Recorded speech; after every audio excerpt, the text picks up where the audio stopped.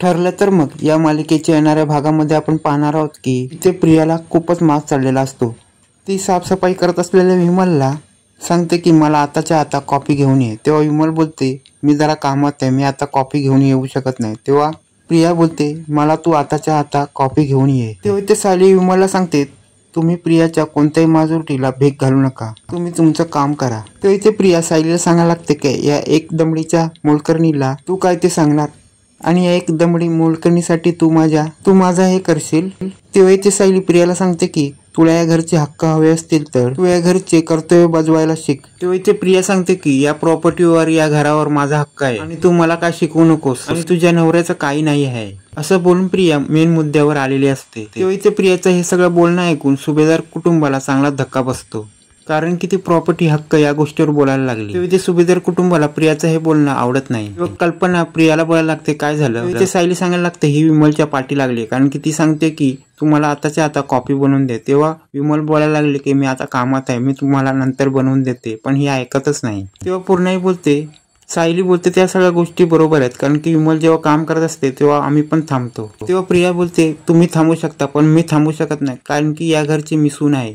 तेव्हा सायली बोलायला लागते तू कोणाशी बोलतेस, तू नीट ध्यान ठेव। इथे प्रियाची तंतन दिवसेंदिवस वाढत जाते आणि ते कल्पना आणि पूर्णाई सायलीची बाजू घेतात। त्यानंतर प्रिया ही तंतन करत आपल्या रूम मध्ये निघून जाते। तिकडे दामिनी वकील महिपंतला सांगत असते की तुम्ही ज्या जुन्या चुका केल्या त्याचा आपल्याला फायदा घ्यायचा आहे। तेव्हा दामिनी वकील महिपंतला सांगते की तुम्ही प्रियासारखा जो कॅरेक्टर तयार केलाय ना त्याला आता डिच्चू द्यायचा आहे। तेव्हा इथे महिपंत बोलतो डिच्चू म्हणजे काय। इथे दामिनी वकील बोलते तुम्हाला ही जर केस जिंकायची असेल तर तुम्हाला या प्रियाला कायमच्या बाजूला करायला लागेल। इथे महिपंत बोलतो म्हणजे काय, तिला मारायचं। तेव्हा चिडलेली दामिनी बोलते की तेव्हा दामिनी वकील बोलते तिच्या आता साक्षीचे काहीच उपयोग नाही, ती आता कोर्टात सिद्ध झाले की ती सगळं खोटं बोलते। ती साक्षीला भेटत होती आणि साक्षीने तिला पैसे दिले आणि आता आपण तिच्यावर उलटी केस टाकायची की ती साक्षीला ब्लॅकमेल करत होती। आणि दामिनी वकील सांगते की जुन्या ज्या चुका आहेत त्या आपल्याला सुधारायच्या आहेत आणि हीच ती वेळ आहे। इथे दामिनी वकील बोलते सीसीटीव्ही फुटेज तर आहे, कारण की साक्षी आणि तिचा सीसीटीव्ही फुटेज सगळ्यांसमोर आलाय, पण आपण असं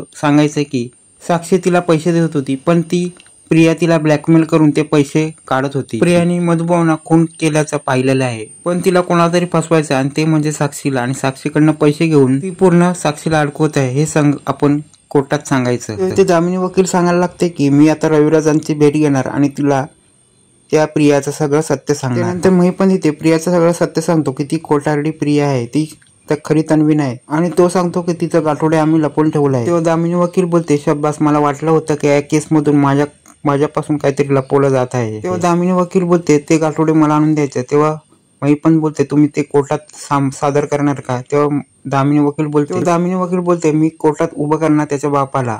तेव्हा दामिनी वकील बोलते या सगळ्यामध्ये आता रविराज किल्लेदारच तुम्हाला वाचवतील, आणि दामिनी वकील बोलते मी आता रविराज किल्लेदारांची भेट घेणार आणि सगळं सत्य त्यांना सांगणार। इथे दामिनी वकील रविराजांची भेट घेते आणि बोलते तुम्हाला जे सीसीटीव्ही फुटेज प्रिया आणि साक्षी दाखवले आहेत ना, तुम्हाला प्रिया ही तुमची मुलगी वाटत आहे, पण तेव्हा रविराज बोलते तुम्हाला काय बोलायचं आहे तुम्ही नीट सांगा। तेव्हा दामिनी वकील सांगायला लागते की ही प्रिया साक्षीला गडवायची आणि तिला ब्लॅकमेल करून त्याच्याकडनं पैसे घ्यायची आणि तो सीसीटीव्ही फुटेज समोर आलेला आहे। तेव्हा इथे दामिनी वकील बोलते तुम्ही महिपंत शिकरेला सांगून सगळी माहिती घेऊ शकता। तेव्हा इथे रविराज महिपंत शिकरेला फोन लावतो आणि महिपंत शिकरे बोलतो हे सगळं खरं आहे, ती खरी प्रिया थोडी आहे, ती खोटारडी आहे आणि तिचं गुपित फक्त माझ्या मुलीला साक्षीला माहित होतं, म्हणून ती प्रिया तिला धमकावत होती। तेव्हा इथे प्रिया सांगते की तू माझं गुपित फोडशील तर मी तुला या विलासच्या खुनामध्ये अडकवी। तेव्हा इथे रविराज महिपंतला बोलतो तुमच्याकडे काय पुरावा आहे, ती खोटी तन्वी आहे। तेव्हा महिपंत बोलतो माझ्याकडे गाठोडे ते तुम्हाला पाठवून देतो। तेव्हा इथे दामिनी वकील रविराजांना सांगते की प्रियाने खोटे गाठोडे घेऊन आता स्वतः तन्वी म्हणून फिरते, पण ते खरं गाठोडे कुठे आणि तुमची खरी मुलगी कुठे आहे, आणि ही प्रिया तुमची मुलगी म्हणून फिरत आहे पण ती पक्की खोटारडी आहे। आणि दामिनी वकील बोलते तुम्हाला सगळं कोर्टात सिद्ध करायचं आहे की तुमची ती खोटी मुलगी आहे। ते रविराज बोलतो मी आता कोर्टात सिद्ध करेन की ती माझी खरी मुलगी नाही, खोटारडी आहे,